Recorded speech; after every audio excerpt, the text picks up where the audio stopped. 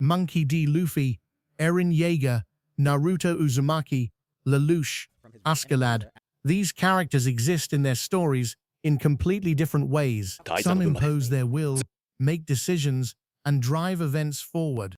Others, on the contrary, seem to be swept along by the narrative, forced to endure, discover, and react. And yet, in both cases, some of them have become truly memorable. So naturally, a question arises: what really sets them apart? Is an active character necessarily better written simply because they do more? Is a passive character doomed to seem frustrating, even useless? Or is the problem, in reality, not that a character acts or endures, but rather the role they play in the story? Because in writing, there's a huge difference between what a character is and what they allow the story to do. And that's exactly where things get interesting. An active character doesn't produce the same narrative effect as a passive one. They don't serve the same purpose, don't drive the story forward in the same way, and aren't relevant in the same contexts either. If you're a writer, understanding this difference is essential because it can completely change the way you construct your protagonist, your antagonist, or even your secondary characters. Is a character supposed to remain active or passive from start to finish? Or, in some cases, might the most interesting form of writing be precisely the transition from one to the other?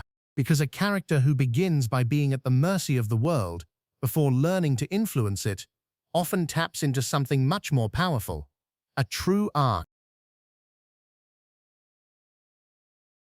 These characters all have one obvious thing in common. They don't just exist within their story, they drive it forward.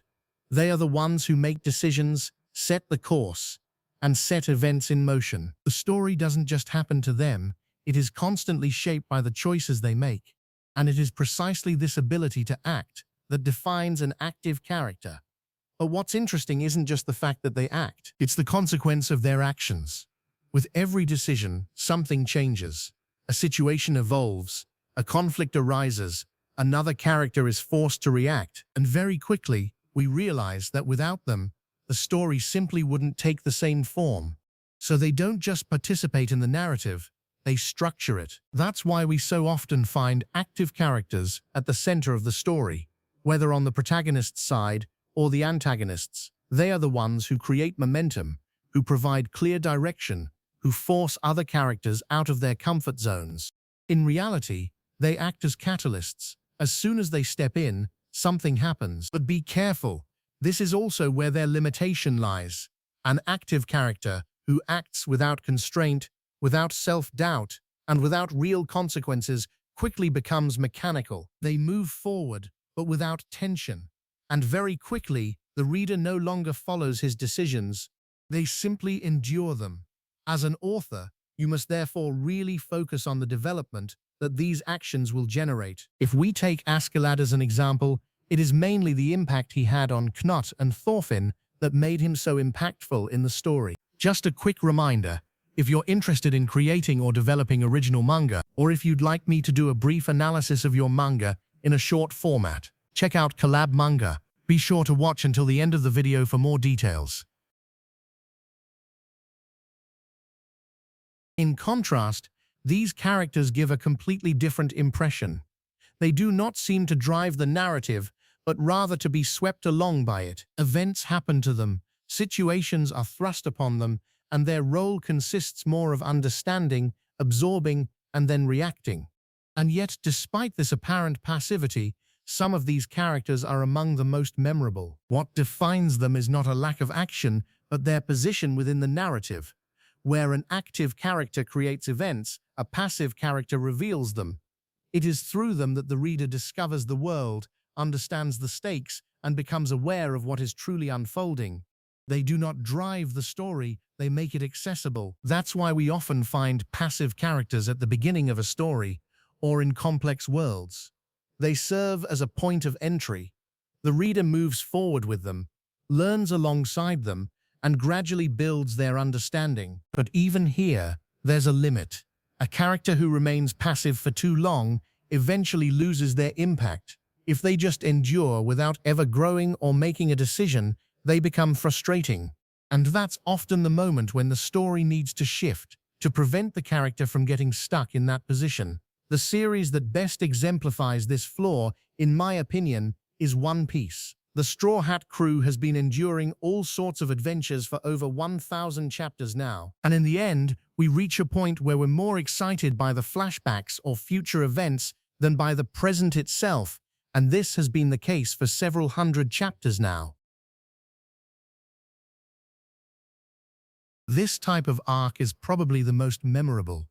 A character who starts out passively experiencing the world, observing, understanding, and then, at a specific moment, decides to take action.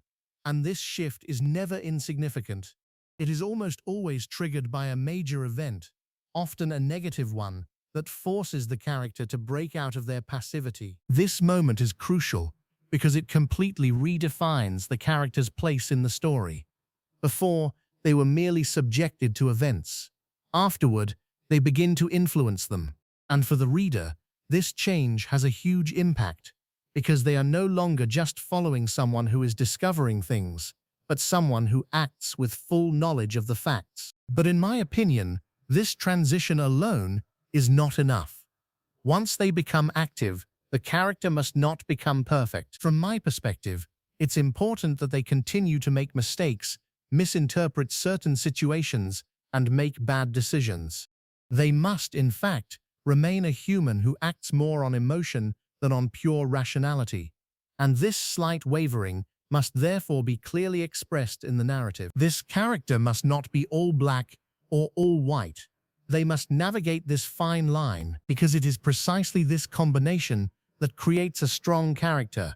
He understands the world, he acts upon it, but he remains imperfect, and it is this imperfection that gives weight to his choices, makes his decisions risky, and keeps the reader engaged until the very end.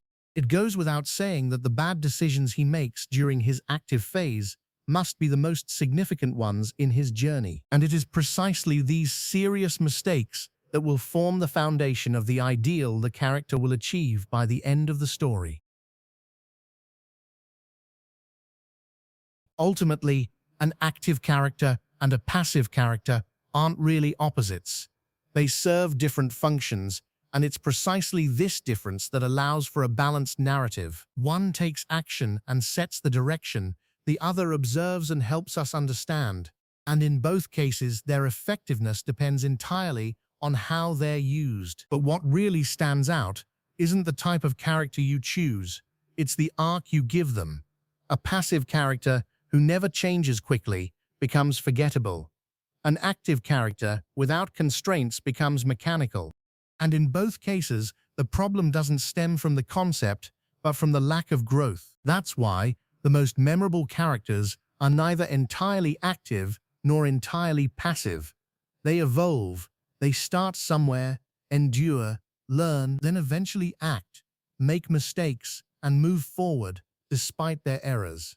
And it is precisely this journey that gives weight to their story. So if you're a writer, it's not a matter of choosing between active or passive.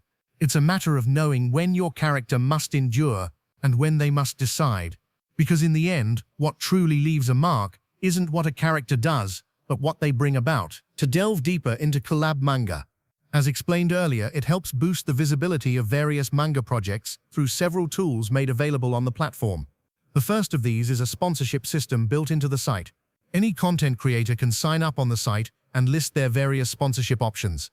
Meanwhile, as authors, you can benefit from the visibility provided by the content creator to promote your work. The second tool is the various social media accounts linked to CollabManga, where chapters will be posted along with some quick analysis videos. I myself will be able to promote them on this channel, etc. And finally, there's the mobile app, currently under development. It will be a mobile version of the site, but directly accessible via the various app stores. As a result, thanks to the various notifications and the fact that the site is in app form, you'll benefit once again from greater visibility. And of course, CollabManga features a full catalog, a messaging system, and a suggestions page to help you out if you're stuck for ideas. Obviously, all of this is only possible if my site manages to attract a large number of users, whether they're authors, screenwriters, content creators, or just readers. but that's why I'm telling you about it here. So if you know anyone, or are yourself, who wants to create their own manga or has already created some, please feel free to direct them to CollabManga